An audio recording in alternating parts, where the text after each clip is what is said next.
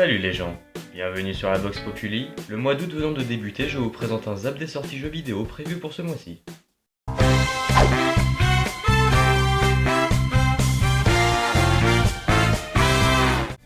On commence avec Batman The Telltale Game Series The Enemy Within. Il s'agit de la saison 2 des épisodes de Batman par Telltale Game. Comme d'habitude, la saison sera découpée en 5 épisodes et permettra de suivre les aventures de Bruce Wayne qui devra faire face au retour du Sphinx. Mais si les pièges des puzzles de l'homme mystère occuperont légèrement Batman, ce dernier devra également gérer d'autres problèmes.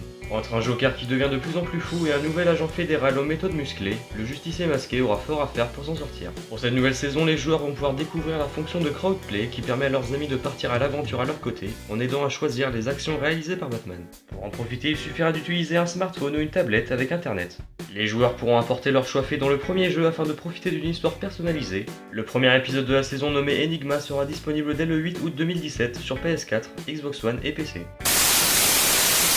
On continue avec Sonic Mania, le nouveau jeu Sonic prévu sur PC, PS4, Xbox One et Switch. La particularité est d'être développé en 2D avec des graphismes 16 bits d'antan.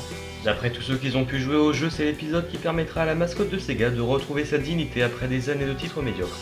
Très inspiré de Sonic Adventure, Sonic Mania offrira aussi des séquences plus rétro avec une approche en 2D. Le jeu reprendra donc les mécanismes ancestrales de la série et en ajoutera de nouvelles, et qu'il aura moyen de régler des comptes avec un ami en local ou de s'unir avec lui via le mode coopération. Sega a annoncé par le biais d'un communiqué officiel qu'il sera disponible en boîte le 15 août. La version dématérialisée quant à elle est déjà disponible en précommande. Après avoir fait ses armes sur PC puis sur Xbox One, Cities Skylines va également avoir droit à sa version PS4. Une annonce faite par Paradox Interactive qui précise dans son communiqué que le gameplay a été revu et adapté pour parfaitement fonctionner avec la manette DualShock 4. Tout cela est d'ailleurs mis en image dans ce trailer réalisé spécialement à cette occasion, bien qu'en réalité la vidéo ne nous permet pas vraiment de constater les changements apportés dans la jouabilité. Le jeu sortira le 15 août 2017 sur PS4. Présent à l'E3 2017, Uncharted The Lost Legacy avait eu l'honneur d'ouvrir la conférence de Sony Interactive Entertainment. Même s'il reprend le même moteur qu'Uncharted 4, c'est un standalone dans lequel Chloé Fraser et Nadine Ross doivent faire équipe pour mettre la main sur un artefact. Proposé au départ comme un simple DLC du mode histoire, le jeu s'est finalement imposé comme un jeu à part. On retrouve la recette efficace de la série avec un subtil mélange entre escalade, fusillade et infiltration. Cette extension standalone se déroulera environ un an après les événements d'Uncharted 4 et les deux acolytes chercheront à mettre la main sur la défense de Ganesh. Bien évidemment, elles ne seront pas les seules à être sur les traces de cette précieuse relique, puisqu'elles devront faire face à Asaph et ses troupes. La sortie d'Uncharted The Lost Legacy est prévue pour le 23 août prochain sur PS4. F1 2017 est un jeu de course dédié à la Formule 1. Faisant partie de ces jeux de sport qui sortent chaque année, la série des F1 vient d'annoncer son épisode de 2017. Codemasters a dévoilé une nouvelle bande-annonce présentant les 4 Ferrari, dont 3 qui n'avaient pas encore été annoncés. Le jeu sera disponible dès le 25 août 2017 sur PS4, Xbox One et PC. Disponible depuis l'année dernière sur PS4 et PC, Killing Floor 2 aura également droit à une sortie sur Xbox One. Comme son nom l'indique, c'est la suite de Killing Floor, un FPS sorti en 2009 sur PC. Cette suite mise toujours autant sur le gore avec un background qui se déroule à Paris envahi par des créatures ignobles. Côté contenu, les développeurs garantissent des éléments exclusifs tels que des nouvelles armes et armures ainsi que la présence de tous les packs sortis jusqu'à présent. On continue avec Redoubt, un jeu de course futuriste qui s'inspire des références du genre telles que Wipeout et F-Zero. Il est sorti sur PC le 2 septembre dernier et arrive sur PC et Xbox One le 31 août.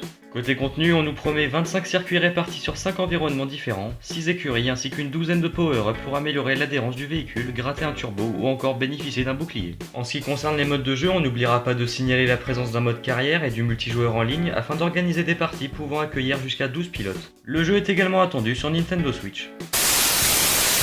On continue avec Life is Strange Before the Storm qui est la préquelle du premier épisode au niveau du scénario. Le jeu se distingue aussi de ce dernier pour son studio de développement puisque ce n'est pas Dontnod qui se charge du jeu mais Deck9 Games.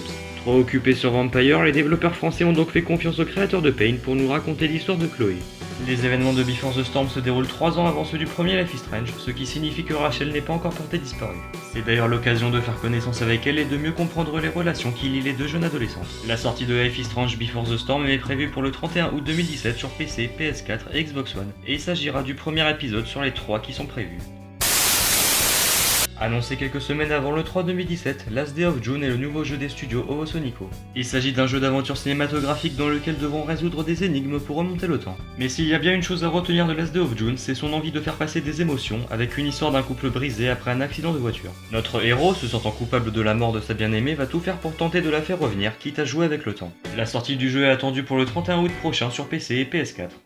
Et vous, qu'est-ce que vous pensez de ces nouveaux jeux? Dites-le moi dans les commentaires et abonnez-vous pour ne pas rater les prochaines vidéos. A bientôt sur la Vox Populi.